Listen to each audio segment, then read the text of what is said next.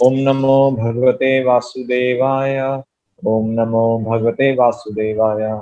ओम नमो भगवते वासुदेवाय। ओम अज्ञानतिमिरन्धस्य ज्ञानाञ्जनशलाकया चक्षुरुन्मिलितं येन तस्मै श्री गुरुवे नमः। हरे कृष्ण। ओके, सो हम आज सेकंड पार्ट जो डीटी वर्शिप की जो क्लास है अर्श विग्रह सेवा की जो क्लास का कक्षा का जो सेकंड हम आज उसको कवर करेंगे। लास्ट टाइम मैं जस्ट एक विद इन टू मिनट्स बस 2 मिनट कहूँगा कि लास्ट क्लास में हमने क्या डिस्कस किया था। तो लास्ट क्लास में हमने एक्चुअली जो हम पहले रिवीजन जो हम करना चाहेंगे, तो सबसे पहले तो हमने ये हमने देखा था कि जो डीटी वर्शिप अर्च विग्रह की जो सेवा है, तो वो पंचरात्रि की विधि के अनुसार हम कर रहे हैं। श्रवण और कीर्तन भागवत विधि है, जो कि हम वैसे भी हम श्रवण और कीर्तन हमें हम सबको पता है कि श्रवण और कीर्तन हम तो वो भागवत विधि है। और पंचरात्रि की विधि जो है वो ये अर्च विग्रह की सेवा है। इन दोनों को साथ में हमें लेकर चलना है, ऐसा श्रील प्रभुपाद ने हमें बताया है। ऐसा ही चैतन्य महाप्रभु की शिक्षा है और इसलिए पंचरात्रि की विधि पे हम कक्षा कर रहे हैं, क्योंकि ये भी भक्ति का एक अभिन्न अंग है, जिसको रूप गोस्वामी ने भी नेक्टर ऑफ डिवोशन में भक्त रसामृत सिंधु में कहा है कि ये पांच मुख्य भक्ति के पांच मुख्य अंगों में से एक मुख्य अंग भगवान की डीटी वर्शिप यानी कि अर्च विग्रह सेवा। और हमने लास्ट क्लास में ये हमने किया था कि ये जो हम पंचरात्रि की विधि है ये कहाँ पर वर्णित है, तो हरि भक्ति विलास जो कि सनातन गोस्वामी के द्वारा लिखी गई है, और भक्ति रसामृत सिंधु जो कि रूप गोस्वामी के द्वारा लिखी गई है। इन दोनों ग्रंथों से ये जो पंचरात्रि की विधि के जो नियम है वो हमने लिए हैं। और तीसरी चीज जो हमने तीसरी मुख्य चीज जो हमने लास्ट कक्षा में जो हमने सीखी थी कि हम सब डीटी वर्ष अर्श विग्रह सेवा क्यों हम इस पे जोर दे रहे हैं, क्योंकि भक्ति सिद्धांत सरस्वती महाराज ने भी कहा था, जो कि श्रील प्रभुपाद की भी यही शिक्षा थी कि हम 24 घंटे भगवान का नाम नहीं ले सकते। अभी हम 24 घंटे भगवान का नाम लेने के योग्य नहीं है। सेवा के माध्यम से हम भगवान का नाम लेने के योग्य बनते हैं। तो जो सेवा भावना जो प्रकट होगी वो किसी ना किसी तरह जब हम सेवा करेंगे, और वो भी जब साक्षात भगवान की सेवा करेंगे, जब अर्च विग्रह की सेवा के रूप में, तब हम वास्तव में हम भगवान की एक अच्छी चैंटिंग कर सकते हैं। और सेकंड मोस्ट इम्पॉर्टेंट चीज ये थी कि हम अर्च विग्रह सेवा इसलिए भी समझना चाहते हैं क्योंकि हमारी लाइफ में डिसिप्लिन आए, अनुशासन आए, क्योंकि अर्श वगैरह सेवा बिना टाइम मैनेजमेंट के आप नहीं कर सकते, और इसलिए अब आपको अपने जीवन में डिसिप्लिन लाना पड़ेगा। और ये दोनों अंग अगर आप देखें तो ये दोनों अंग एक गृहस्थ के लिए, एक व्यक्ति जो अलग से तपस्या नहीं कर सकता, तो एक गृहस्थ के लिए ये बहुत जरूरी अंग है। श्रील प्रभुपाद ने इस पे बहुत जोर दिया है। Next slide. ओके, तो एक्चुअली श्रील प्रभुपाद ने ये हमें कहा है कि it is the duty of every house holder. Srila Prabhupada साफ साफ ये इंस्ट्रक्शन दे रहे हैं कि ये एक गृहस्थ की ड्यूटी बनती है कि वह अर्च विग्रह सेवा अपने घर में करे। तो हम अर्च विग्रह सेवा, चलो श्रील प्रभुपाद ने ये भी कहा है कि अभी हम अर्च विग्रह सेवा के योग्य नहीं है, तो पहले हम भगवान के जो चित्र हैं तो उनको हम अपने मंदिर में लगाते हैं, और फिर हम अपने आप को ट्रेन करते हैं। तो ट्रेनिंग से हम भगवान हैं, और जब हम ट्रेंड हो जाते हैं उसके बाद फिर भगवान के विग्रह हम घर में हम स्थापित कर सकते हैं। पर तब तक इसको सीखना, इसको समझना एक गृहस्थ की ड्यूटी बनती है। श्रील प्रभुपाद लिख रहे हैं, और सिर्फ एक व्यक्ति की ड्यूटी नहीं है कि घर में केवल तो जो पत्नी है वो केवल करे, माता जी केवल करती रहे और प्रभु जी अपना बिजी रहे, नहीं। या फिर केवल प्रभु जी करते रहे, माता जी अपना घर के काम में व्यस्त रहे, ऐसा भी नहीं है। दोनों के लिए, बल्कि घर में प्रत्येक व्यक्ति के लिए इवन बच्चों तक के लिए श्रील प्रभुपाद ने कहा 10 साल से बड़े बच्चे भी भगवान के अर्च विग्रह की सेवा तो केवल सीख ही नहीं सकते बल्कि मंदिर में सेवा कर भी सकते हैं। और बल्कि छोटे बच्चों को तो छोटे बच्चे हमसे भी जल्दी अर्च विग्रह सेवा और ये सब चीजें हमसे भी ज्यादा अच्छी तरह कर सकते हैं। इसलिए प्रत्येक मेंबर को, फैमिली के हर मेंबर को ये अर्च विग्रह सेवा, डीटी वर्शिप सीखनी चाहिए। ये फर्स्ट पॉइंट है। श्रील प्रभुपाद दूसरा पॉइंट ये बता रहे हैं कि ये एक साधक के लिए, स्पेशली जो भक्ति में हम जैसे अभी तो हम तो जो प्रारंभिक भक्त हैं, जो कनिष्ठ अधिकारी हैं, श्रील प्रभुपाद कह रहे हैं उनके लिए नेसेसिटी है, उनके लिए आवश्यक है, ऑप्शन नहीं है। क्योंकि ये भगवान की साक्षात सेवा, अर्च विग्रहों की साक्षात सेवा हमें प्यूरिफाई करती है। क्योंकि हम एक्चुअली हम अभी अपने पापों से मुक्त नहीं हुए हैं, पर फिर भी भगवान अपनी सेवा हम हमारी सेवा स्वीकार करते हैं हमें प्यूरिफाई करने के लिए। तो ये बहुत इंपॉर्टेंट पॉइंट है कि अर्च विग्रह की सेवा से हम अपने पापों को प्यूरिफाई करते हैं और इसी माध्यम से हम भगवान की सेवा कर पाएंगे। Okay, next slide please. और ये हम देख सकते हैं, इससे भगवान की सेवा करके ही घर में जब हम डीटी वर्शिप करेंगे, जब हम भगवान में घर को आमंत्रित करके जब भगवान की सेवा करते हैं, तो इससे हमारी अटैचमेंट, हमारी आसक्ति जो कि इस संसार के झूठे संबंधों में है, वो भगवान के साथ हो जाती है।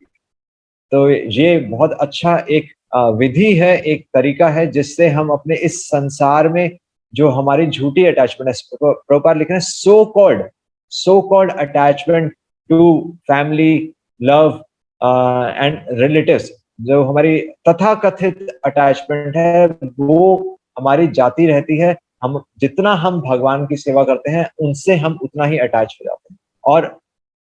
और इसीलिए, क्योंकि ये इतना महत्वपूर्ण अंग है भक्ति का, इसीलिए श्रील प्रभुपाद बार बार ये लिख रहे हैं कि भगवान की सेवा हमें किसी प्रमाणिक गुरु के सानिध्य में इसको हमें सीखना चाहिए। अपने मन से हम जो हम कर रहे हैं वो सेवा नहीं होती, उससे हो सकता है कि हम अपनी भोग वासना ही बढ़ा रहे हैं। इसलिए एक गुरु हमें बताता है कि वास्तव में भगवान की सेवा क्या होती है, गुरु से जाकर पूछो। तो ये इंपॉर्टेंट पॉइंट है कि हम अपने मन से भगवान की सेवा नहीं करते। Next slide please. ओके, अब सबसे इंपॉर्टेंट चीज जो डीटी वर्शिप की है, तो सबसे इंपॉर्टेंट चीज तो आप सबसे पहली बात तो आप डरिएगा नहीं। और अगर आप तो अब एक्चुअली जो डीटी वर्शिप का जो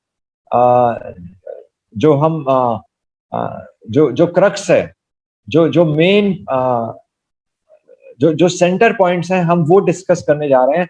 और आप इसको समझने का प्रयास कीजिए। अगर आपके गैस पे कोई सब्जी बन रही है तो पहले उसको जाकर बंद कर दीजिए। अगर आप कोई फोन पे बातें कर रहे हैं तो दूसरा फोन बंद कर दीजिए। हाथ में कॉपी और पेन लेकर आप बैठ सकते हैं। ये इंपॉर्टेंट चीजें हैं, हम रोज रोज इन चीजों को डिस्कस नहीं करते। इसको समझने का प्रयास कीजिए। दूसरा कोई काम अपने हाथ में अभी मत रखिए अगर आपको ये चीजें सीखनी। तो हम अब मूड ऑफ डीटी वर्शिप की हम बात कर रहे हैं कि जैसे मान लीजिए कि कल हमारी डीटी वर्शिप की सेवा है। अगर हमारे ड्यूटी रोस्टर में, हमारा रोस्टर में कल हमारी डीटी वर्शिप की सेवा है यहाँ मंदिर में, हरे कृष्णा मंदिर में। तो अब हमारा मूड क्या होना चाहिए? तो सबसे पहले तो ये मूड होना चाहिए कि ऐसा नहीं है कि मेरी सेवा कल है, क्योंकि यहाँ पर आप दूसरी पंक्ति में देख सकते हैं कि यहाँ पर लिखा हुआ है कि डीटी वर्शिप एक चेतना है, एक कॉन्शियसनेस है।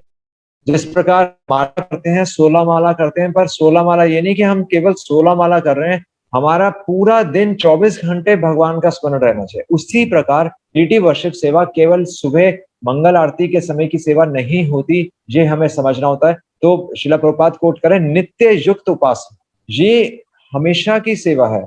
ऐसा नहीं है कि कल हम करेंगे या सुबह मेरी सेवा है, दोपहर में नहीं है, शाम को नहीं है, ऐसा नहीं है। क्योंकि जिस प्रकार की बच्चे की केयर की जाती है, एक बच्चे की केयर की जाती है, तो ऐसा नहीं कि बच्चा सुबह है और दोपहर में या शाम को गायब हो गया, ऐसा नहीं होता। ऐसा नहीं कि बच्चा मेहमान है, नहीं है, बच्चा आपके साथ रहता है और वो बच्चा आपका ही है। यस, आपको ही देखना है उस बच्चे को। वो जिम्मेदारी आपको बच्चे की जिम्मेदारी लेनी पड़ती है। जिस प्रकार आप बच्चे की जिम्मेदारी लेते हैं, तो उसी प्रकार भगवान की सेवा की जिम्मेदारी लेनी होती है, तभी हम वास्तव में आध्यात्मिक प्रगति करें। तो नित्य युक्त उपासना, ये जो नित्य वर्ड है ये इंपॉर्टेंट है, ये हमें याद रखना है। और तीसरी पंक्ति है कि परफेक्ट। ऐसा नहीं कि मैंने डीटी वर्शिप सीख लिया, कि मैंने डीटी वर्शिप का कोर्स कर लिया और मैं अब परफेक्ट हो गया। ये सोचना बिल्कुल गलत है कि अब मेरे को डीटी वर्शिप सेवा आ गई है और अब मैं जानता हूँ। तो उसी प्रकार की, जिस प्रकार हम ऐसा नहीं कहते कि अब मेरे को मृदंग बजाना आ गया, तो अब मेरे को मृदंग बजाना आ गया है, तो अब मेरे को मृदंग प्रैक्टिस करने की आवश्यकता नहीं है, बल्कि तो अब मैं तो मेरे को तो मृदंग बजाना आता ही है, तो कोई और मृदंग बजा लेगा। तो ऐसा नहीं है। तो हम जो ये सेवाएं सीख रहे हैं, ये हम इसलिए सीख रहे हैं ताकि हम इन सेवाओं को भगवान को ऑफर कर सकें। हम परफेक्ट इसलिए बनना चाहते हैं ताकि हम परफेक्ट सेवा कर सके, नित्य प्रतिदिन, नित्य प्रतिदिन, दिन प्रतिदिन हम भगवान की सेवा कर सकें, इसलिए हम ये सीख रहे हैं। ऐसा नहीं कि मेरे को आ गया और ये कोर्स खत्म हो गया, अब मैं नेक्स्ट कोर्स करूंगा, ऐसा नहीं है। ये कोई डिग्री सर्टिफिकेट नहीं कर रहे हम, ये आप समझने का प्रयास कीजिए। ये हमारे जीवन का अभिन्न अंग होना चाहिए। ये हम आगे भी डिस्कस करेंगे। इसलिए ये सेवा कभी रुकती नहीं है। और इसलिए ऐसा सोचना कि कल मेरी डीटी वर्शिप की सेवा है और परसों मेरी सेवा नहीं है और फिर मेरी सेवा एक हफ्ते बाद आएगी, तो यह सोचना बिल्कुल गलत है। ये सोचना यानी कि हम लकीर के फकीर बन रहे हैं, हम एक्चुअली उस मूड में नहीं जा पा रहे। इसलिए इस स्लाइड का मैंने हेडिंग लिखी है मूड। आपको मूड समझना है। और ऐसा तो कहीं नहीं है कि मेरे को डीटी वर्शिप आती है और सामने वाले को नहीं आती, तो मैं उसमें दोष निकाल। ये भी इम्पोर्टेंट पॉइंट है। ऐसा नहीं है कि हो सकता है हमें सारी चीजें आती हों, पर हो सकता है भगवान उस व्यक्ति पर ज्यादा कृपा करें जो दो माला करे। हो सकता है भगवान उस व्यक्ति पर ज्यादा कृपा करें जो आरती में दिया उल्टा दिखा रहा है। ये हमेशा हमें याद रखना पड़ेगा कि हाँ, हम चीजों को विधि से जरूर हम सीखते हैं, पर हमारा लक्ष्य ये नहीं होता कि दूसरों में दोष देखें। लक्ष्य यही होता है कि भगवान की सेवा अच्छी तरह हो जाए। और भगवान की सेवा तो भगवान की सेवा, परफेक्ट सेवा क्या होती है ये भी हमें समझना पड़ेगा। परफेक्ट सेवा तब नहीं होती कि जब 100% चीजें सही हो रही हो और उसमें कोई गलती नहीं है। परफेक्ट सेवा तब होती है जब जो भक्त सेवा कर रहा है, आप उसको उत्साहित रखें। अगर आप उसको भक्ति में उत्साह दे पा रहे हैं, अगर आप सबको साथ में लेकर चल रहे हैं, तो वो परफेक्ट सेवा है। चाहे खीर में चीनी की जगह नमक ही क्यों ना पड़ गया हो,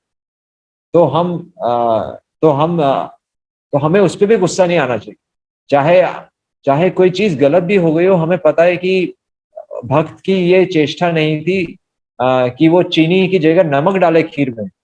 पर हमें हमेशा ध्यान रखना चाहिए कि व्यक्ति जो पहली बार भगवान के अर्च वगैरह की सेवा सीख रहा है, हमारी क्रिया, हमारे एक्शंस इस प्रकार होने चाहिए कि उसे उत्साह मिलता रहे। इसलिए हम अगर कोई व्यक्ति डीटी वर्शिप की सेवा करता है, तो हम बार बार उसे टोकते नहीं है जब तक वो ब्लंडर ना करे। अगर वो ब्लंडर कर रहा है तो हम उसे एक इशारा दे सकते हैं, या आप एक बिल्कुल हल्का सा आप उसको इशारा दे सकते हैं। पर ऐसा नहीं कि आप उसको करने दीजिए, कोई दिक्कत नहीं है। हमने भी एक दिन में चीजों को नहीं सीखा था, हमें भी समय लगा था। तो कोई दिक्कत नहीं है। अगर कोई व्यक्ति सीख रहा है, let him make the mistake, उसे गलतियां करने दीजिए। आज नहीं तो कल वो धीरे धीरे करके वो सीख जाएगा। आप जब आरती खत्म हो जाए तब हम उसे बाद में भी बता सकते हैं। क्योंकि वो उस टाइम स्टेज पे है और वो पहले ही नर्वस है। अगर हम उसे बार बार टोकेंगे तो वो और ज्यादा नर्वस हो जाएगा। इसलिए कोई दिक्कत नहीं है, आप उन चीजों को नोट करके जब आरती खत्म हो जाए तब हम उन चीजों को डिवोटीज को हम बता सकते हैं। इसलिए डीटी वर्शिप का उद्देश्य दूसरों में दोष देखना नहीं है, हमें भगवान को प्रसन्न करना है, और भगवान तब प्रसन्न होंगे जब भक्ति करते हुए प्रसन्न रहें। ये हमेशा हमें ध्यान। Okay, next slide please.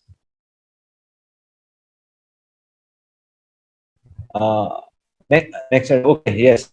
तो ये फिर से हम ये थोड़ा सा जो हम चेतना की बात कर रहे थे, तो आप ये चीजें नोट भी कर सकते हैं। अगर नोट नहीं भी करें, आप देखिए कि भक्ति जैसे पंचांग पूजा यहाँ पर लिखा गया है, तो भक्ति के 5 अंग भी बताए गए हैं। डीटी वर्शिप के 5 अंग बताए गए हैं, जिसको पंचांग पूजा बोला गया है, कि पूजा के 5 अंग। तो आप थ्योरी से अगर आप देखें तो आप ये पॉइंट्स नोट कर सकते हैं, पर अगर आप इसके पीछे एसेंस, अगर आप इसका सार समझने का प्रयास करें, तो सार आप समझिए, सार है कि जब मैं दिन में उठ रहा हूं, अगर मेरी पुजारी सेवा है, तो मैं जब उठ रहा हूं तो उठते ही भगवान का स्मरण आना चाहिए।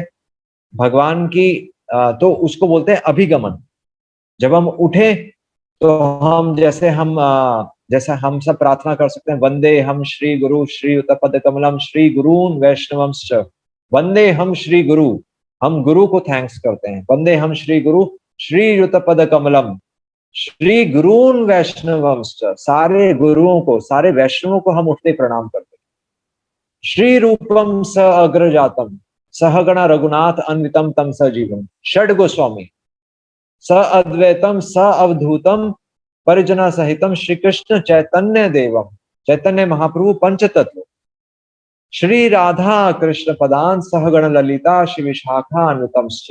राधा कृष्ण और अष्ट सखियां, तो इन सबको उठते ही आप प्रणाम कीजिए। ये प्रणाम मंत्र उठते ही कि आपने मुझे आज का दिन भगवान मैं आपका थैंक्स करता हूं या करती हूं कि आप मुझे फिर से अवसर दे रहे हैं कि मैं आज कि मैं एक और दिन आपकी सेवा कर सकूं। तो इसको बोलते हैं उठते ही अभिगमन। अभी हम भगवान के पास जा रहे हैं, किस मूड से जा रहे हैं?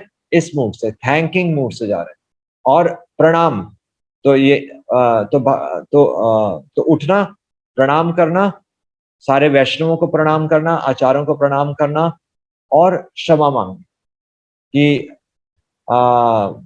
ये एक क्षमा मंत्र भी होता है, पर एसेंस तो मंत्र नहीं भी आता हो कोई बात नहीं, एसेंस यही है कि मैंने पिछले 24 घंटे में तो अनगिनत अपराध किए, मैंने अनगिनत अपराध किए, मुझे उन अपराधों के लिए क्षमा कि हम एक्चुअली पाप क्यों नहीं है, हम हर क्षण अपराध कर रहे हैं और हर क्षण भगवान हमें क्षमा कर रहे हैं। ये हमेशा हमें याद रखना चाहिए।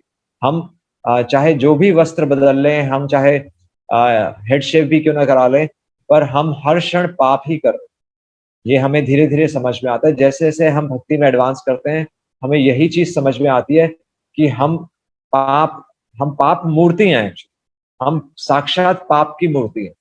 तो ये हमें समझ में आना चाहिए। और भगवान साक्षात कृपा मूर्ति, तो इस मूड से हमें उठना होता है। इसको बोलते हैं अभिगमन। फिर जब आप नहा धोकर आप तैयार होते हैं, तो फिर आप पूजा की सामग्री, पूजा की थाली आप तैयार करते हैं, उसको बोलते हैं उपदान। मूड क्या चलना चाहिए? योग। मूड यह है कि हम भगवान के दास हैं। एक दास को स्वामी को जाकर उठाना है। मूड यह है, दास को स्वामी को जाकर उठाना, नित्य दास। फोर्थ पॉइंट है इज्जा, कि हम भगवान की आरती, भगवान को वर्शिप किस प्रकार करें। और 5वां पॉइंट है स्वाध्याय, फिलॉसफी। तो हम ये सब चीजें जो डिस्कस कर रहे हैं, तो यही अंडरस्टैंडिंग, इस अंडरस्टैंडिंग को एक पुजारी को समझना बहुत जरूरी है, नहीं तो उसमें झूठा अहंकार आएगा। ओके, सो ये हम देख सकते हैं कि ये मूड चल रहा है। पुजारी सेवा ऐसा नहीं कि मंदिर में आकर आपकी स्टार्ट हो रही है, पुजारी सेवा। तो नेक्स्ट स्लाइड। तो एक और हाँ, पुजारी सेवा एक्चुअली आपकी मंदिर में आकर स्टार्ट नहीं हो रही, पुजारी सेवा हमारी एक दिन पहले से ही स्टार्ट हो जाती है। तो डरिए मत, डरिए मत, क्योंकि अब आप एक बच्चे की सेवा कर रहे हैं, अपने बच्चे की सेवा कर रहे हैं। इस पर डरने की कोई बात नहीं कि मुझे इतना सब करना पड़ेगा, ये करना पड़ेगा, वो करना पड़ेगा। आप नहीं भी कर सकते, कोई दिक्कत नहीं है, आप केवल समझ लीजिए। पर मूड यही होना चाहिए कि जब कल को मेरी पुजारी सेवा, या मान लीजिए जैसे हमारे घर में मेहमान आ रहे हैं, कल हमारे घर में मेहमान आ रहे हैं, तो आप एक दिन पहले तैयारी करते हैं ना कि नहीं करते? आप एक दिन पहले तैयारी करते हैं, और आप यही सब तैयारी करेंगे एक्चुअली। तो आप सबसे पहले इंपॉर्टेंट क्या, डाइट। आपकी जो एक दिन, जो आपकी रात का जो प्रसाद होगा, तो तो पुजारी सेवा यही है एक्चुअली। इसलिए पुजारी सेवा को थोड़ा सा उसमें तपस्या है, क्योंकि आप जिस प्रकार का आहार खाएंगे उसी प्रकार आपका नेक्स्ट डे होता है। आपकी चेतना अगले दिन उसी प्रकार बनती है जिस प्रकार का आपने अन्न एक दिन पहले पाया। अगर हम पेट भर के खा लेंगे तो आप देखेंगे आप सोते रहेंगे, अगले दिन सोते रहेंगे, आपकी सेवा मिस हो गई। अगर आप बहुत ज्यादा मसाला खाएंगे तो आपको रात में पेट में दर्द होगा, या सुबह उठकर पेट में दर्द होगा, या सुबह उठकर आपको भूख लग रही होगी। आप भगवान की आरती कैसे करेंगे, आपको सुबह सुबह भूख लग रही होगी। तो हम तो इसलिए पुजारी को, जब अगले दिन पुजारी सेवा होती है, उसको अपने आहार पे भी ध्यान देना चाहिए कि ऐसा कुछ ना खाए कि अगले दिन उसका भाई लूज मोशन लग जाए, भाई पेट ना खराब हो जाए। पता चला और यहाँ तक कि इतना भी पुजारी को ध्यान रखना पड़ता है कि अगले दिन, एक दिन पहले हमने ऐसी कोई चीज नहीं खाई होनी चाहिए कि अगले दिन पता चले कि हम आ, आ, आ, तो पता चले पेट में गैस ही बनती जा रही है। तो अब तो हम पुजारी सेवा कर रहे हैं, पेट में गैस बनी है, तो हो सकता है तो पुजारी अगर गैस छोड़ता भी है तो पुजारी को फिर से करना पड़ता है। मतलब इतना स्ट्रिक्ट पुजारी सेवा, वैसे तो मंदिरों में पुजारी सेवा बहुत स्ट्रिक्ट मानी गई है। अगर आप आरती करते हो, या आरती करने से पहले अगर हम गैस छोड़ते हैं तो आपको स्नान करना पड़ता है। हम भगवान के विग्रहों के साथ हम ये मजाक नहीं कर सकते। थोड़ा सा हमें सीरियस होना पड़ता है, क्योंकि साक्षात भगवान है। भगवान को मूर्ति, पत्थर की मूर्ति समझना, लकड़ी की मूर्ति समझना, केवल मूर्ति समझना एक अपराध है। ये सब चीजें हम इसलिए डिस्कस कर रहे हैं। भगवान साक्षात भगवान है, आपको साक्षात भगवान को जाकर उठाना है। साक्षात भगवान से आप संपर्क कर रहे हैं। भगवान जो कि सृष्टि में सबसे ज्यादा प्योर हैं, सबसे ज्यादा जो शुद्ध हैं, तो उन शुद्ध व्यक्ति तक जाने के लिए, उनसे संपर्क बनाने के लिए थोड़ी सी शुद्धता हमें बरतनी पड़ती है। ये तभी हम कनेक्ट कर पाएंगे भगवान से, तभी हम कनेक्ट कर पाएंगे जब वो शुद्धता हमारे मन में चल रही होगी, हमारे शरीर में शुद्धता होगी, हमारे विचारों में शुद्धता होगी, तब तो हम भगवान से कनेक्ट करेंगे। तो ये थोड़ा सा हमें ध्यान रखना पड़ता है। हो सकता है एक दिन में ना हो सकता है आप इसको प्रैक्टिस करिए, आप आ, हो सकता है कुछ समय लग जाए, साल लग जाए, पर हमें पहुंचना यही है। चेतना तो देखिए हमें ऐसी ही शुद्ध रखनी चाहिए जब हम भगवान के संपर्क में आते हैं। तो ठीक है, एक दिन पहले हमारे आहार भी हमारा बैलेंस होना चाहिए। एक दिन पहले हमें भगवान को जो फूल अर्पित करने हैं, वो हमें हमें उनकी तैयारी करनी पड़ती है कि फूल सुबह सुबह फूल कहाँ से आएंगे। आपको पता होना चाहिए कि या तो आप मार्केट से एक दिन पहले आप मंगवा कर रखिए। उसमें भी फूल मंगवाने हैं तो आप कौन से फूल लेके जाएंगे? तो अगर हम सक्षम हैं, अगर हम कंफर्टेबल हैं, तो भगवान के लिए बेस्ट फूल लेकर आइए। भगवान के लिए गेंदा मत लेकर आइए। मतलब गेंदा अच्छा फूल है, सदाबहार फूल है, पर अगर आपके पास ऑप्शन हो तो मोगरा लेकर आइए। अगर आपके पास ऑप्शन हो तो गुलाब लेकर आइए, है ना। अब घर में मेहमान आते हैं तो आपकी क्रॉकरी, तो आप स्टील के बर्तन में खिलाते हैं या कांच के बर्तन में खिलाते हैं अपने मेहमानों को? तो मेहमानों को तो हम स्टील के बर्तन में नहीं खिलाते ना। मेहमानों को तो हम तो कांच के बर्तन में खिलाते हैं, अच्छी बढ़िया सी क्रॉकरी में खिलाएंगे। इसी प्रकार भगवान की आप सेवा करने जा रहे हैं, अपनी बेस्ट चीज भगवान को दीजिए, अपना बेस्ट टाइम भगवान को दीजिए, अपनी बेस्ट चीज भगवान को दीजिए। तो भगवान के लिए अच्छे फूल लेकर आइए, अगर आप ला सकते हैं, कोई दिक्कत नहीं। अगर नहीं मिले तो गेंदे का फूल भी अच्छा है, गेंदे का फूल भी हम भगवान को ऑफर करते हैं, हम खुद भी ऑफर करते हैं। अगर कोई दूसरा फूल ना मिले तो आप गेंदे का फूल ऑफर कर सकते हैं, उसमें कोई दिक्कत नहीं। तो आपको तीसरी चीज, भगवान के बर्तन, भगवान की थाली, हमें पता होना चाहिए कि वो धुली हुई पहले से तैयार हो, मतलब ये हमें पहले से रेडी होने से पता, ये पता ऐसा नहीं होना चाहिए कि भगवान की थाली ना धुली हो और हम सुबह 5 बजे पहुंच रहे हैं और सुबह सुबह थाली धो रहे हैं, ऐसा नहीं होना चाहिए। एक दिन पहले से हमारी तैयारी पूरी होनी चाहिए। आरती प्लेट, तो आप, जब हम भगवान की आरती की हमारी सेवा होती है तो हमें आधा घंटा पहले पहुंचकर, एक्चुअली आधा घंटा पहले पहुंचकर हमें ये सब तैयारी करनी चाहिए, क्योंकि तभी तो वो चेतना आएगी कि मैं भगवान को उठा रहा हूँ, भगवान के लिए मैं सामान तैयार कर रहा हूँ, भगवान के लिए मैं थाल सजा रहा हूँ, है ना। तो ये तो आरती की प्लेट, बत्तियां, तो जो बत्तियां होती हैं, अगर हमें बत्तियां बनानी नहीं आती तो वो सुबह सुबह हमें बनाने में समय लगता है, कई बार हमें हेल्प लेनी पड़ती है, तो उसके लिए भी आपको समय चाहिए।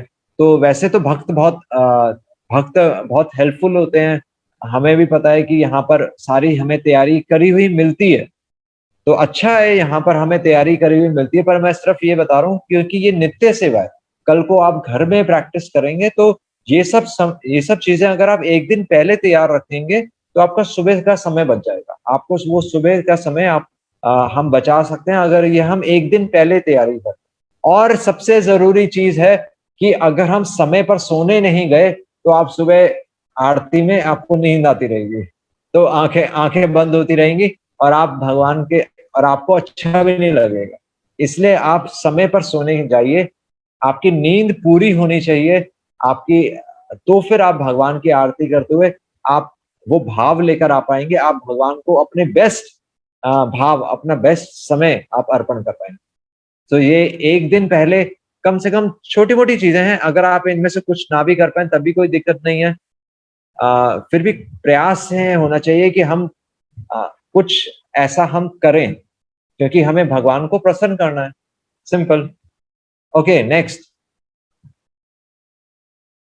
ओके, सो अब मंदिर के बारे में, तो मंदिर, हमें पता है कि जैसे हम मंदिरों में, इस्कॉन के हम सभी मंदिरों में देखते हैं, तो अब घर में हमें नहीं पता कि आपके घर में कैसा मंदिर है, पर इस्कॉन में जो मंदिर हैं, वहां पर आप देखेंगे वहां स्टेप्स होते हैं, सबसे सबसे नीचे स्टेप होता है, फिर ऊपर स्टेप होता है, 3 स्टेप्स तो कम से कम होते ही हैं। और 3 स्टेप्स में सबसे ऊपर जो स्टेप होता है, ऑल्टर में जो सीढ़ियां होती हैं, सबसे ऊपर जो सीढ़ी पे राधा कृष्ण के विग्रह होते हैं या उनकी तस्वीर होती है, विष्णु तत्व सबसे ऊपर होने चाहिए। विष्णु तत्व यानी कि राधा कृष्ण, नरसिंह देव, पंचतत्व, ये एक्चुअली सबसे ऊपर जो भगवान के मेन विग्रह हैं, आपके मंदिर में एक मेन विग्रह होने चाहिए, जो कि मृत्यु के समय अगर हमें किसी का स्मरण करना है तो हमें उनका स्मरण करना है, ये हमें ध्यान रखना है। तो राधा कृष्ण के विग्रह, मेन विग्रह सबसे पहले ऊपर होते हैं। फिर नेक्स्ट स्टेप में हो सकता है हम पंचतत्व और नरसिंह देव को रखें, उसके नीचे फिर हम गुरु परंपरा रखें। देवी देवताओं को हम ऑल्टर में नहीं रखते, हालांकि हम देवी देवताओं की रिस्पेक्ट करते हैं। दुर्गा देवी हो गई, भगवान शिव हो गए, तो इनकी हम रिस्पेक्ट करते हैं, पर हम ऑल्टर में इनको नहीं रखते, क्योंकि हमारी श्रद्धा विभाजित हो जाती है। हमारे लिए एक ही लाइफ इंश्योरेंस है, हम अलग अलग पॉलिसीज नहीं रखते, हमारी लाइफ इंश्योरेंस केवल एक है, भगवान कृष्ण, राधा कृष्ण। और हम कहीं, हम अपने श्रद्धा को बांटना नहीं चाहते। तो कृष्ण एक निष्ठा था, चैतन्य चरितमृत में आ रहा है, कृष्ण एक निष्ठा था। जब हम ये, इस चीज से हम कन्विंस्ड हो जाएंगे कि केवल और केवल भगवान कृष्ण हमारे आराध्य हैं, वहां से आपका शांत भक्ति रस शुरू होता है। शांत भक्ति रस, दास्य भक्ति रस, साख्य भक्ति रस, वात्सल्य भक्ति रस, माधुर्य भक्ति रस। शुरुआत कहां से होती है? कृष्ण एक निष्ठा था, निष्ठा हमारी राधा कृष्ण। तो तो इसी प्रकार का हमारा घर में मंदिर इस प्रकार होना चाहिए, तभी हम वास्तव में कुछ हम कहीं किसी दिशा में बढ़ पाएँगे, नहीं तो हम अपनी इच्छाओं की पूर्ति के लिए देवी-देवताओं के पास ही जाते हैं। ओके। और इम्पोर्टेंट चीज़ है, हमारे मंदिर में पर्दा होना चाहिए। जिस प्रकार हमा तो हमारे तो हमारा जो पर्सनल रूम है, हमारे बेडरूम में तो हम कमरा खोल कर रखते हैं, कमरा बंद करके रखते हैं। हम दरवाज़ा बंद करके रखते हैं। आपका स्टडी रूम है, आप स्टडी रूम खोल कर थोड़ी रखते हैं, आप दरवाज़ा बंद करके रखते हैं। या आपका घर भी हो जाए, तो आप अपने घर का दरवाज़ा खोल कर नहीं रखते। आपके घर में कभी भी कोई आता है तो कोई नॉक करके आता है। इसीलिए मंदिर में जब हम एंटर करते हैं, तो एक ये नियम ही है कि हमेशा मंदिर में एंटर करने से पहले आपको नॉक करना चाहिए, क्योंकि आप भगवान के घर में एंटर हो रहे हैं और भगवान के घर में एंटर होकर अब आप सीधा भगवान के दर्शन नहीं कर सकते। वहाँ पर पर्दा होना चाहिए, क्योंकि भगवान भी पर्दे के पीछे विश्राम कर रहे हैं। रात में भगवान विश्राम कर रहे हैं, आप सीधा जाकर पर्दा ऐसे नहीं खोल सकते। आपको पहले परमिशन लेनी होती है, आपको पहले भगवान को इनवाइट करना होता है, आपको नॉक करना पड़ता है, फिर आप घंटी बजाते हुए पर्दा खोलते हैं। तो ये हमें ध्यान रखना है, भगवान के मंदिर में हमेशा पर्दा होना चाहिए। प्राइवेसी है भगवान की भई, भगवान भी प्राइवेसी पसंद करते हैं। ओके। और नेक्स्ट पॉइंट है उठाने का समय। भगवान को उठाने का समय हमेशा फिक्स होना चाहिए। फिक्स क्यों होना चाहिए? हम 5 बजे की बजाय 5:30 बजे हम क्यों नहीं कर सकते? हम पौने 6 क्यों नहीं कर सकते? हम 6 बजे क्यों नहीं कर सकते? आप कर सकते हैं। हम कर सकते हैं, कोई दिक्कत नहीं है, पर पॉइंट ये है कि हम सीखेंगे नहीं। क्योंकि बच्चे को क्योंकि बच्चे के जैसे बच्चे को स्कूल में आप भेजते हैं, तो बच्चे के उठने का समय फिक्स होता है, बच्चे के नाश्ते का समय फिक्स होता है, बच्चे के स्कूल जाने का समय फिक्स होता है। इसी तरह भगवान की हर एक्टिविटी का समय फिक्स होता है और भगवान के अनुसार हमारी घड़ी चलनी चाहिए। हमारी घड़ी के अनुसार थोड़ी भगवान अपना जीवन चलाएँगे। यही तो चेतना हमारी लानी है, सेंटर में हम नहीं होने चाहिए। अगर मैं पौने 6 बजे आरती कर रहा हूँ, तो मैं सेंटर में हूँ और भगवान साइड में है। अगर मैं समय पर आरती कर रहा हूँ, तो भगवान सेंटर में है और मैंने अपनी नींद छोड़ी है भगवान की सेवा में। इसलिए भगवान को उठाने का समय फिक्स है, भगवान की आरती का समय फिक्स है, जहाँ तक हो सके हमें करना चाहिए। हाँ, अगर हम बिल्कुल ही नहीं कर पा रहे तो फिर हमें तो फिर मरता क्या ना करता, भागते चोर की लंगोट सही। तो वैसी परिस्थिति में ठीक है, आप बाद में कर सकते हैं, पर प्रयास ये करना चाहिए कि समय फिक्स। तो अभी हमने प्रणाम किया है और हम प्रणाम क्यों कर रहे हैं? क्योंकि प्रणाम प्रणाम मंत्र भी होता है। तो प्रभुपाद का प्रणाम मंत्र पहले हमें प्रभुपाद को उठाना है और फिर हमें भगवान को। और प्रभुपाद को उठाने से पहले जब हम प्रभुपाद का प्रणाम मंत्र बोलते हैं, नमो विष्णुपादाय कृष्ण पृष्ठाय भूतले श्रीमति भक्ति वेदांत स्वामी नामने नमस्ते सारस्वती देवे गौरवाणी प्रचारिणी निर्विशेष शून्यवादी पाश्चात्य देश तारिणी। तो एक्चुअली शिला प्रभुपाद का स्मरण कर रहे हैं और उनसे परमिशन ले रहे हैं कि हमें सेवा का मौका दीजिए, सेवा अधिकार दीजिए। जैसे हम तुलसी महारानी को बोलते हैं सेवा अधिकार दियो, उसी प्रकार हम प्रभुपाद से परमिशन लेते हैं कि हमें अधिकार दीजिए सेवा करने का। फिर हम घंटी बजाते हुए प्रभुपाद का पर्दा खोलते हैं, प्रभुपाद के आगे भी हम पर्दा करते हैं। तो पहले प्रभुपाद को उठाया जाता है और फिर जब प्रभुपाद को उठा दिया, प्रभुपाद की लाइट ऑन कर दी आपने और फिर फिर मेन ऑल्टर में आ गए। मेन ऑल्टर में पर्दा है अभी, तो आपके एक हाथ में घंटी होनी चाहिए, घंटी को आप शुद्ध करिए। घंटी को जल डाल के शुद्ध किया जाता है। ओम केशवाय नमः, ओम नारायण नमः, माधवाय नमः। 3 बार बोल के ओम केशवाय नमः, ओम नारायण नमः, ओम नारायणाय नमः, ओम माधवाय नमः।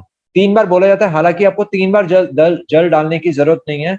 आप आप मन में ही इसको बोलिए, क्योंकि ये बिल्कुल फ्रैक्शन ऑफ अ सेकंड में होना चाहिए। बिल्कुल आधे सेकंड में ये आपको तीनों नाम ले लेने हैं और इसलिए एक ही बार जल डालते हुए आप इसको बोल सकते हैं। एग्ज़ैक्टली हम एक-एक चीज़ करेंगे तो हम परेशान भी हो जाएँगे और हम कर भी नहीं पाएँगे। तो आप घंटी को शुद्ध करिए और तो फिर तो भगवान को घंटी बजाते हुए तो उस घंटी पे गरुड़ जी होते हैं, तो भगवान को भक्तों का स्मरण दिलवाते हुए, भगवान को गरुड़ जी का स्मरण दिलवाते हुए, भगवान को गोपियों का स्मरण दिलवाते हुए हम भगवान हम तो हम प्रणाम बोलते हैं गुरु के प्रणाम मंत्र से, और वंदे हम श्री गुरु श्रीयुत पद कमलम, आप पूरी परंपरा का स्मरण कर सकते हैं। और फिर हम घंटी बिल्कुल हल्के से बजानी होती है ताकि भगवान को गोपियों के घुंघरू का स्मरण आए। घंटी हमें बहुत तेज नहीं बजानी होती, बिल्कुल हल्की सी बजानी होती है।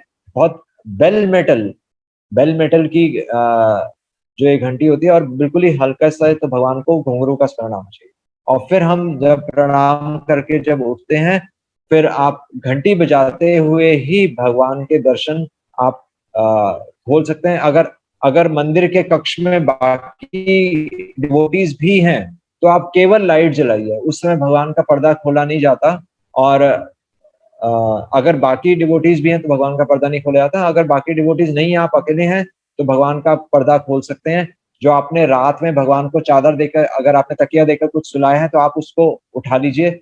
जो जहां जिस जगह चादर और तकिया रखा है, उस जगह पे आप ओम केशवाय नमः, ओम नारायण नमः, ओम माधवाय नमः करके आप जल डाल सकते हैं। और तो फिर आप गुरु का स्मरण करते हुए, गुरु परंपरा का स्मरण करते हुए, शिला प्रभुपाद से आप प्रार्थना करते हैं कि अब आप कि शिला प्रभुपाद, आप शुद्ध भक्त हैं, आप भगवान को उठाइए। हम अभी योग्य नहीं है। हम शिला प्रभुपाद को कहते हैं कि आप भगवान को उठाइए। और फिर हम भगवान को, मतलब हम जो भी हो, हम मतलब हम भी होते हैं वहां पर, हम मंदिर के बाहर होते हैं, शिला प्रभुपाद मंदिर के कक्ष में होते हैं। तो ये हमें ध्यान रखना है। हर स्टेप पे हमें गुरु से परमिशन लेनी होती है, इसलिए हमेशा हमें इसको याद रखना। तो भगवान को हमने उठा दिया, भगवान के जो बिस्तर है, भगवान का बिस्तर हमने उठा दिया, भगवान की लाइट जला दी। अब आपके पास, अगर आपने जो आप फूल लेकर आए थे, तो उन फूलों पे आप जल छिड़क के उन फूलों को आप शुद्ध करिए। और फिर आप गुरु को ऑफर करते हुए, शिला प्रभुपाद को ऑफर करते हुए, परंपरा को ऑफर करते हुए, आप सारी परंपरा को एक एक फूल आप चढ़ाइए। और इस तरह आप चैतन्य महाप्रभु को पुष्प अर्पित कीजिए, आप नरसिंह भगवान को पुष्प अर्पित कीजिए, आप राधा कृष्ण को पुष्प अर्पित कीजिए, आप तुलसी महारानी को पुष्प अर्पित कीजिए। और पुष्प अर्पित करके आप फिर से प्रणाम करते हैं कि हे भगवान, कि हे शिला प्रभुपाद, आप कि आप कि हे कि हे राधा कृष्ण, तो आप शिला प्रभुपाद के माध्यम से इन फूलों को स्वीकार कीजिए। कोई भी चीज आप ऑफर करते हैं तो हमेशा गुरु के माध्यम से, और हमेशा आप ये बोलते हैं प्लीज एक्सेप्ट, प्लीज एक्सेप्ट, आप स्वीकार कीजिए, आप स्वीकार कीजिए। ऐसा नहीं कि हमने जो फूल अर्पित किए हैं वो भगवान स्वीकार करेंगे ही करेंगे, नहीं। आपको हमेशा हाथ जोड़ के आपको बोलना पड़ेगा, भगवान आप इसको स्वीकार कीजिए। ओके, आपने फूल अर्पित कर दिए भगवान के, पहले आपने लाइट जला दी थी, फूल अर्पित कर दिए। अब आप तुलसी महारानी को, अगर तुलसी महारानी बाहर पड़ी है, आप उनको अंदर ला सकते हैं। तुलसी महारानी का अगर वस्त्र नहीं चढ़ाया हुआ है, तो तुलसी महारानी को वस्त्र चढ़ा दीजिए। और उसके बाद तो उसके बाद आपकी आरती की प्लेट, अभी अभी आरती शुरू नहीं हुई, अभी आप आरती की तैयारियां कर रहे हैं, है ना। तो आरती की जो प्लेट है, आप देखिए आरती की प्लेट में सारी चीजें हैं कि नहीं, अगरबत्ती, दिया, फूल। अगरबत्ती, दिया, फूल, कम से कम 3 चीजें हैं कि नहीं। अगर मान लीजिए आपके पास आ, अगर आपके पास अगरबत्ती नहीं है, अगर आपके पास फूल भी नहीं है, तो केवल आप दिए से भी आप आरती कर सकते हैं। तो आप केवल दिया रख सकते हैं। और पर केवल अगरबत्ती से आप भगवान की आप वर्शिप नहीं कर सकते, केवल अगरबत्ती नहीं कर सकते। अगर आप अगरबत्ती ऑफर करते हैं तो फूल भी होने चाहिए। और अगर आपके पास कुछ नहीं है तो केवल दिए से कर सकते हैं। और अगर आपके पास केवल फूल है तो आप फूल से भी कर सकते हैं। और अगर आपके पास फूल भी नहीं है तो आप एक तुलसी का पत्ता भगवान कर सकते हैं। ओके, तो ये हो गया कि आपकी आरती की प्लेट भी आपकी रेडी हो गई। आपके पास घंटी आप होनी चाहिए, नीचे शंख होना चाहिए।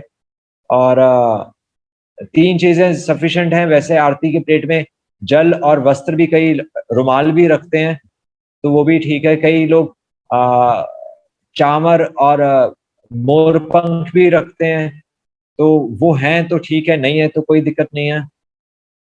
तो अब आप रेडी हैं और ये काम आपका जो आरती का समय है उससे पहले हो जाना चाहिए। पुजारी को ये सब तैयारियां, भगवान का मंदिर पुष्पों से पहले डेकोरेट हुआ होना चाहिए। जब भगवान के पट खुलते हैं तो भगवान पुष्पों से सजे हुए होने चाहिए और वो पुष्प भी खुशबूदार फूल होने चाहिए। मोगरा हो सकता है, गेंदा है तो आप गेंदे को भी आप हल्का सा ट्विस्ट करिए, उसको उसको आप अंगूठे से और इंडेक्स फिंगर से आप थोड़ा सा आप उसको थोड़ा सा ट्विस्ट करिए ताकि उसमें से खुशबू फिर आती है। गेंदे में वैसे खुशबू नहीं आती है, आप उसको थोड़ा सा मसलेंगे तब खुशबू आती है। तो भगवान को तो हम खुशबू ऑफर कर रहे हैं पुष्प के माध्यम से, तो अच्छे फूल गुलाब होने चाहिए या जो भी भगवान का मंदिर ढका हुआ सजा हुआ होना चाहिए जब भगवान के पट खुले। ओके, अब जब अब आपको ये देखना है कि तो भक्त तो तो जब समय हो गया तब आपने शंख बजाया, है ना? तो जब शंख आप अब आप शंख बजाएंगे तो शंख बजाते समय आप आसन पे खड़े होने चाहिए। जो पुजारी का जो आसन है आप उस आसन पे आपको खड़े होना चाहिए। और शंख में पहले आप शंख को भी आप शुद्ध करते हैं क्योंकि शंख को हम मुंह से लगाते हैं, शंख को मुंह से लगाते हैं तो शंख अशुद्ध हो जाता है। इसलिए शंख को आरती की प्लेट में नहीं रखा जाता, शंख को किसी नीचे दूसरी जगह पर रखा जाता है। और शंख को धोते हुए भी जो शंख का जो पानी आप डालते हैं वो दूसरे एक वेसल में गिरना चाहिए, वो नीचे फर्श पे नहीं गिरना चाहिए। ठीक है? और जहां से पानी डालते हैं तो पानी फिर नीचे से निकलना चाहिए, वापस आप उल्टा करके शंख को खाली भी नहीं करते।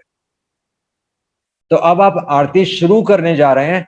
आरती शुरू करने से पहले पुजारी प्रणाम करता है, शंख बजाने से पहले और आरती खत्म होते वक्त शंख बजाने के बाद पुजारी को प्रणाम करना हो। जब भगवान के पट खुलते हैं, जब सब भक्त प्रणाम कर रहे होते हैं उस समय पुजारी प्रणाम नहीं करता। पुजारी को शंख बजने से पहले ही प्रणाम करना होता है और शंख बजने के बाद प्रणाम करना होता है, ये आप ध्यान। अब जब पुजारी ने शंख बजाया तो इसमें एक और चीज है, अब जब आप शंख बजा रहे हैं तो अब आप कैमरे में आ गए, अब आप स्टेज पर हैं और अब आपका संबंध साक्षात भगवान से है, आप सीधा कनेक्शन आपका भगवान से है।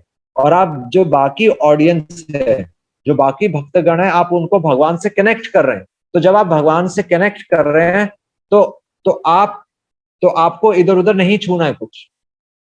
जितने प्योर भगवान हैं तो पुजारी को भी अपने आप को अलग रखना पड़ता है। आपकी आरती की प्लेट अलग होनी चाहिए, ऐसा नहीं कि कोई भक्तों को भी चाहिए कि पुजारी की आरती की प्लेट से बीच में से कुछ ना ले, क्योंकि पुजारी के पूजा करने का स्थान अलग होता है। क्योंकि पुजारी भगवान के संपर्क में है ना, तो हम बीच में सीधा नहीं घुस सकते। आप देखेंगे मंदिरों में गेट लगा होता है, पुजारी उस गेट के अंदर होता है, इसलिए हम पूजा की आरती की थाली में हम एक्चुअली वैसे घुस नहीं सकते। पर ठीक है, हम छोटे जो हम सेंटर्स में हम थोड़ा सा ये सब चीजों को हम ट्रांसग्रेस कर देते हैं क्योंकि चलो हम नियमों को इतना हम ध्यान नहीं देते, पर एक सेंस होनी चाहिए कि हमें पुजारी को अलग रखना है और हम खुद अलग रहें। तो जो पुजारी जो ऑफर भी करता है, चाहे दिया ऑफर करता है, जो पुष्प ऑफर करता है, तो वो पुजारी खुद देता है। हम उसकी प्लेट से जाकर नहीं उठाते। पुजारी की ड्यूटी बनती है कि वो या तो दे या फिर वो प्लेट को रख दे दूर, ताकि भक्त खुद उस प्लेट से दूर से उठा। तो जब भक्त ने शंख बजाया तो भक्त स्टेज पर है, अभी वो स्टेज पर है और सारे भक्त उस भक्त को देख रहे हैं, अभी पर्दा खुला नहीं है। तो अब आप समझ रहे हैं, अब भगवान का ऐश्वर्य शुरू हो रहा है, भगवान अपना ऐश्वर्य दिखाने वाले हैं। तो शंख हमें प्रैक्टिस पहले कर लेना चाहिए। पॉइंट ये है कि अगर हमसे शंख नहीं बजता, जैसे कई बार मेरे से भी शंख नहीं बजता, तो हमें उसको शंख दे देना चाहिए जो अच्छा शंख बजाए। क्योंकि शंख शंख क्या है? शंखनाद है। शंखनाद मतलब एक एक घोषणा है। शंखनाद मतलब घोषणा है कि ये घोषणा है कि हम बोलते हैं कि कि भगवान आपकी विजय हो, विजयताम विजयताम, भगवान आपकी विजय हो, शंखनाद, भगवान का शंख बज रहा है, तो आपकी विजय हो और मेरे सारे संशय खत्म हो, जितने भी मेरे असुर रूपी जो मेरे संशय हैं वो खत्म हो जाएं। तो इसलिए शंख बजाने का ये रोल है। इसलिए शंख बजाने में हमें पहले एक दिन पहले यहाँ हमें शंख बजाने का प्रयास करना चाहिए। बाई चांस हमसे शंख नहीं बज रहा, आप आप आपको आप एक बार अगर आपसे शंख नहीं बजा या 2 बार शंख नहीं बजा, आप किसी भक्त को बोल दीजिए, वो बजा लेगा शंख, कोई दिक्कत नहीं है, इसमें कोई हर्ज नहीं है। भगवान के नाम की हानि नहीं होनी चाहिए। हमारी कोई वैल्यू नहीं है, भगवान का शंख नाद होना चाहिए, ये हमें ध्यान रखना है। तो भगवान का जब शंख नाद होता है, तो फिर हमारे सारे संशय खत्म हो जाते हैं कि हाँ, हमारे जीवन में भगवान है और साक्षात भगवान हमारा जीवन चला। तो ये एक भक्त सोचता है और भगवान शंखनाद से तो असुरों का हृदय छल्ली कर देते हैं। तो ऐसा तभी तो युद्ध के समय सब सब अपना-अपना शंख बजाते थे, क्योंकि जिसका शंख जितना जोर से बजता था, तो जो विरोधी जो पक्ष होता था, तो उसके जो सैनिक है वो शंख के नाद से ही घबरा जाते थे। तो ऐसे ही बल्कि यहाँ तक भी कहा जाता है कि जिसके घर में 3 बार भगवान का शंख बजे, यानी कि जिसके घर में 3 बार भगवान की आरती हो रही है, सुबह सुबह की आरती, मंगल आरती, दोपहर की आरती और संध्या आरती, तो उसके घर में कभी भी भूत-प्रेत नहीं आ सकते। इसलिए शंखनाद का बहुत बड़ा रोल है। ओके, तो हमने अब सब तैयार कर लिया है, शंख बज गया है, तो आप घंटी बजाते हुए, घंटी को फिर से आप शुद्ध करिए, घंटी बजाते हुए फिर आप भगवान के आप पर्दा आप खोलिए और पर्दा जब आप खोलें, आप ये ध्यान रखिए कि पर्दा भगवान का फेस कवर ना कर रहे हो, गुरु परंपरा को पर्दा कवर ना कर रहा हो, पर्दा पूरी तरह हट जाना चाहिए, क्योंकि सभी को भगवान के खुले दर्शन होने चाहिए, है ना? तो ये पुजारी का कर्तव्य है, एक भक्त दूसरी तरफ से मदद कर सकता है, उसमें कोई दिक्कत नहीं है। आप मदद कर सकते हैं। तो जब भगवान के जब पट खुले, सभी भक्त भगवान को प्रणाम करते हैं। तो जैसा हमने समझा था कि प्रभु जी दंडवत प्रणाम करते हैं, पर अगर आपका मंदिर का कक्ष छोटा है, तो आप पंचांग प्रणाम करिए, उसमें कोई दिक्कत नहीं है। आप नियम नियम पालन क्यों हम करते हैं, उसपे हमें ध्यान रखना है कि भगवान को रिस्पेक्ट देने के लिए। पर अगर जगह कम है, तो कोई बात नहीं, आप पंचांग प्रणाम करिए।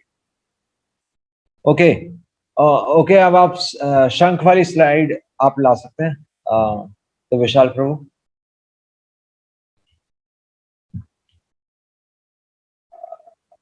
शंख, हाँ, ओके, ये हो गया।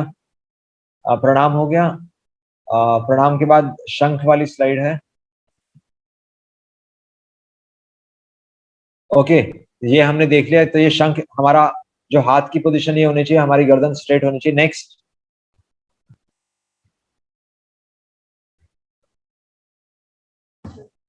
नेक्स्ट प्रभु निकालनी पड़ेगी, अभी इसमें है नहीं है। अच्छा अच्छा, चलिए, हाँ ठीक है। अब इम्पोर्टेंट ये है कि आरती, तो आरती की जो अब नेक्स्ट क्या है कि जब हमने शंख बजा दिया, अब आरती शुरू। अब साइमल्टेनियसली भक्त मंगल आरती गा रहे हैं, संसारा दावानल। तो सीक्वेंस में क्या है, अगरबत्ती, पहले अगरबत्ती, फिर दिया, फिर फूल। अगरबत्ती, दिया और फूल, ये 3 चीजें अगर अगर हम लेकर चलें, अगरबत्ती, दिया और फूल होता है। तो सबसे पहले अगरबत्ती है।